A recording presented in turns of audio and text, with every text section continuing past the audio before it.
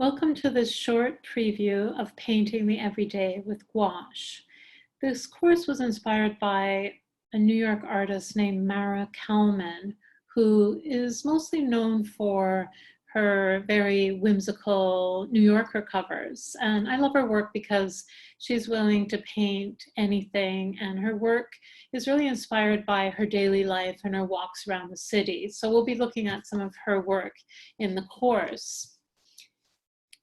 So what I'd like to do in this preview is just talk a little bit about gouache, which is spelled Gouache. And it's a water-based media, but it's opaque as opposed to transparent. So that's what makes it different from watercolor.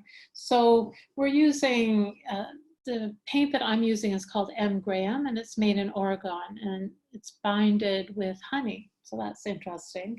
So the first thing is you need a palette to squeeze your paint on. I like to use these ceramic containers because you can pile them up and they work really nice. But you can also use like a plastic palette, or the thing I end up using a lot is yogurt containers. You can still pile them up and they're really easy. Yogurt lids are really easy to stack. So the first thing we do is we squeeze some paint on our surface, on our palette. So the main difference between watercolor and gouache in terms of using it is you use a lot less water. So I'm going to dip my brush in the water and just use the water on the brush to water down the paint. So you can see it's quite thick. Now, another way to mix paint in is to use your palette knife and not your brush. So some artists really like to do that. And again, because it's thicker than watercolor, you can use a palette knife. And so what we're going to do is I'm just going to paint a circle so you can get an idea of this beautiful surface. So people love it because it has this really velvety finish. And you can get it really smooth so you don't see your brush strokes. But you can also use it more watered down. You can add a little more water.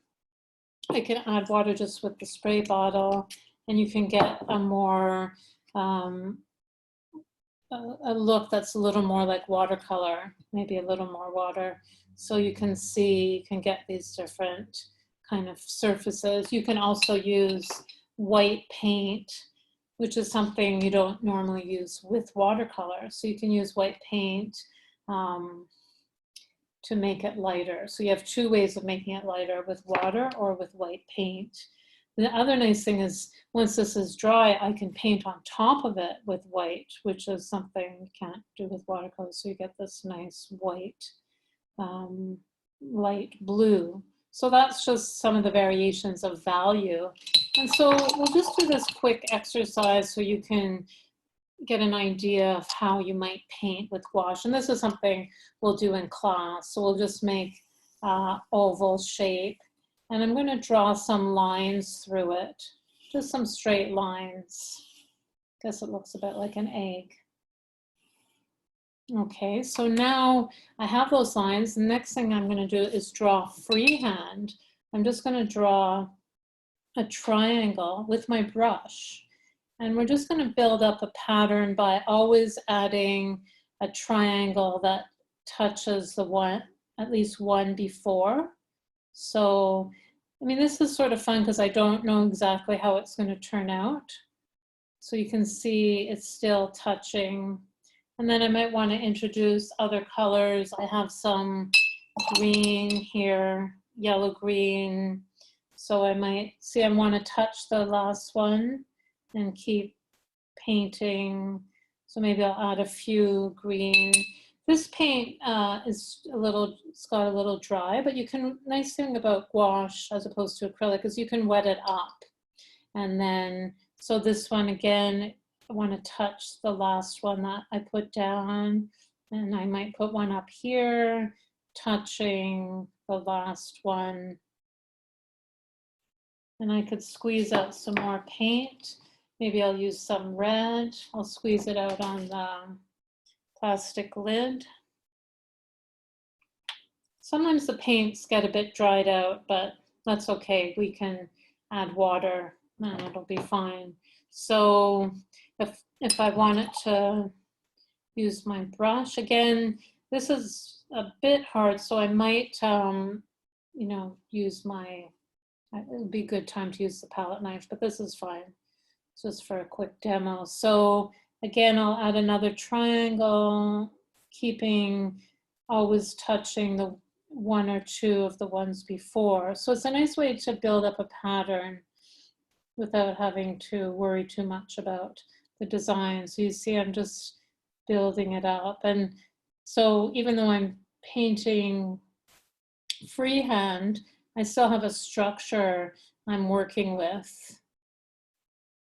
So in the first class, we're going to do a few different exercises based on geometric patterns, as well as some plant forms, such as leaves and some flower shapes, just to kind of get you going. And then each week we'll talk about a different subject. So some of the things we'll be covering are painting objects, singular objects, and working with text, and working with getting you to photograph your workstation or your dinner table, something that's just not designed, just as it is, and making a painting based on that. Another project is painting figures, and we're going to work with the theme of painting people looking at artwork, and there's a lot of images online where you can get information on that. So each week we'll have an presentation of different artists' work, as well as some different techniques working with gouache. So I look forward to seeing you in class. So to register, you go to VancouverIslandSchoolArt.com. Bye for now.